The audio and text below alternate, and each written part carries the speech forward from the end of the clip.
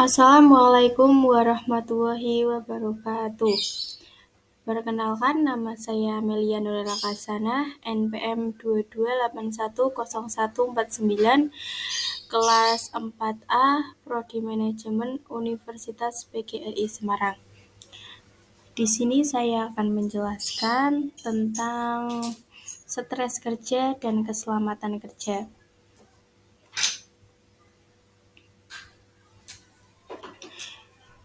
Di sini saya akan menjelaskan definisi stres kerja. Apa sih itu stres kerja?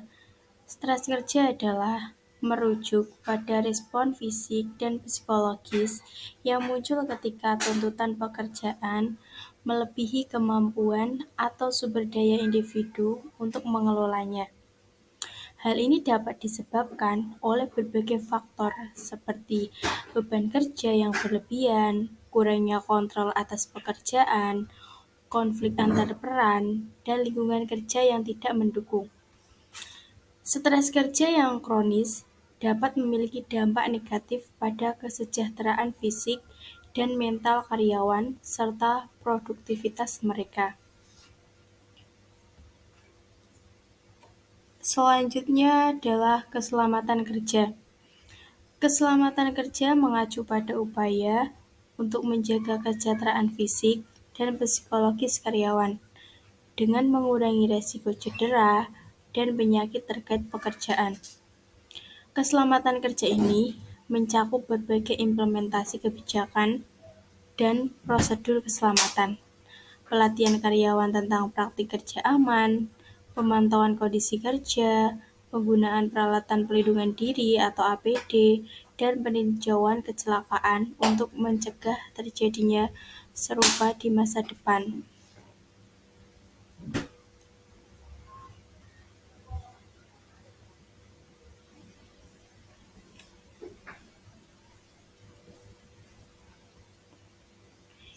Dan yang berikutnya yaitu faktor-faktor yang mempengaruhi stres kerja. Yang pertama yaitu beban kerja. Beban kerja di sini akan menyebabkan karyawan itu menjadi stres, terutama beban kerja yang terlalu berat, beban kerja yang tidak sesuai dengan kemampuan karyawan tersebut, dan lain-lain. Yang kedua yaitu lingkungan kerja. Lingkungan kerja di sini juga dapat mempengaruhi stres pada karyawan. Misalnya, lingkungan kerja yang kurang nyaman, kurang kondusif, dan kurang aman, gitu. Yang ketiga yaitu tuntutan pekerjaan. Misalnya, seseorang atau karyawan dituntut untuk melakukan pekerjaan yang bukan bidangnya. Mereka kadang tidak mampu melakukan pekerjaan tersebut. Namun, itu sebuah tuntutan dari atasan. Yang keempat adalah kurangnya dukungan sosial. Di sini, dukungan sosial sangat penting karena apabila dari pihak luar atau keluarga maupun teman itu sangat berpengaruh kepada kinerja karyawan.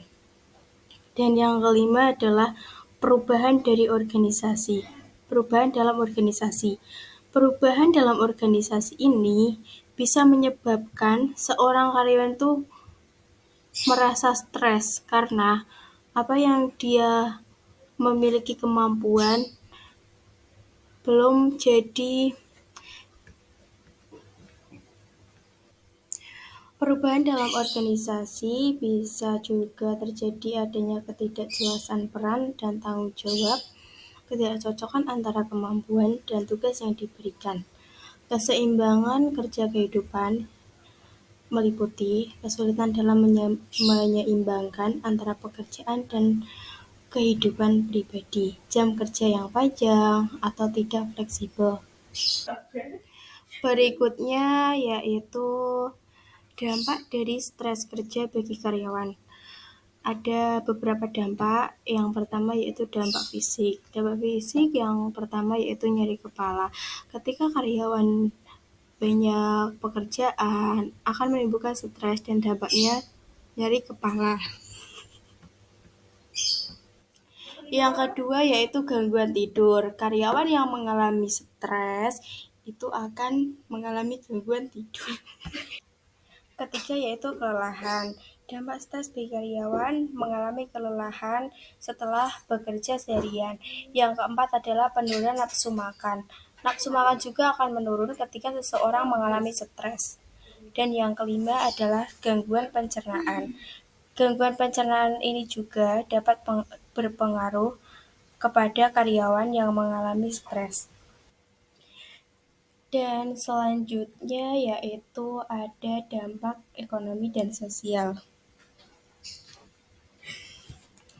Dampak ekonomi dan sosial yang pertama, konflik dengan rekan kerja.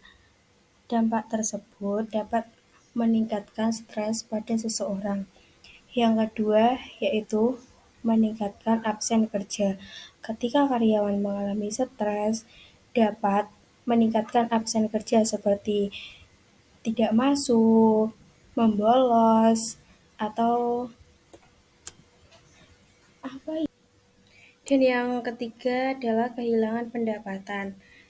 Stres dapat menyebabkan kehilangan pendapatan karena seorang karyawan itu telah resign dari perusahaan karena dirinya mengalami stres karena pekerjaannya. Dan yang keempat adalah kehilangan performa kerja. Seorang karyawan yang mengalami stres, dia akan bekerja dengan asal-asalan, jadi tidak memiliki semangat atau motivasi untuk bekerja. Dampak lain yaitu kesejahteraan bagi keluarga. Stres kerja dapat merembet ke kehidupan pribadi karyawan, mempengaruhi hubungan dengan keluarga dan teman.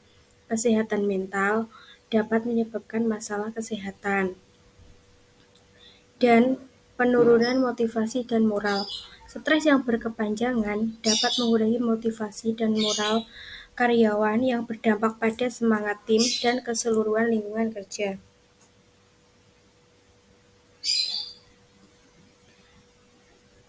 Dan selanjutnya adalah dampak mental dan emosional. Yang pertama, karyawan yang mengalami stres dapat mengalami depresi. Yang kedua, kecemasan. Ketiga, keinginan keluar dari pekerjaan. Dan keempat, penurunan motivasi.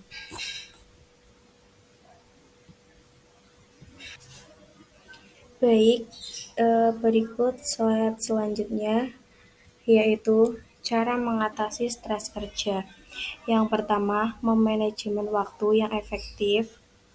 Kedua, meningkatkan keterampilan komunikasi seperti kita sering berinteraksi kepada orang lain, rekan kerja, bahkan kepada keluarga. Yang ketiga, membangun lingkungan kerja yang sehat.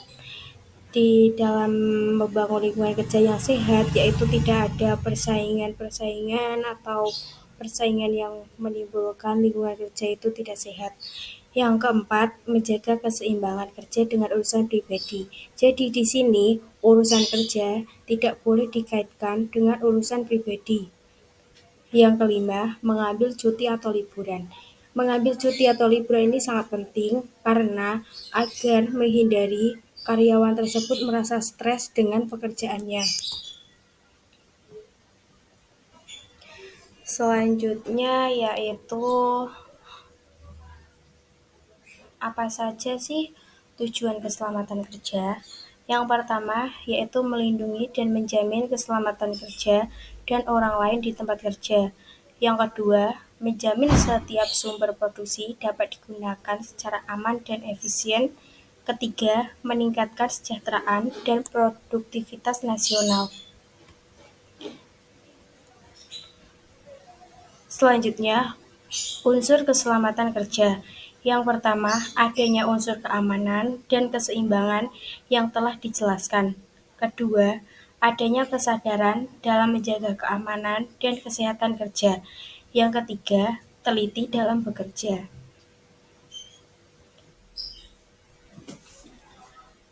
Dan berikut alat-alat safety K3.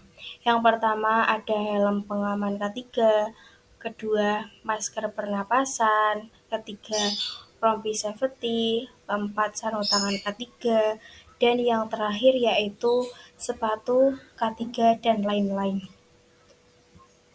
Yang terakhir adalah kesimpulan.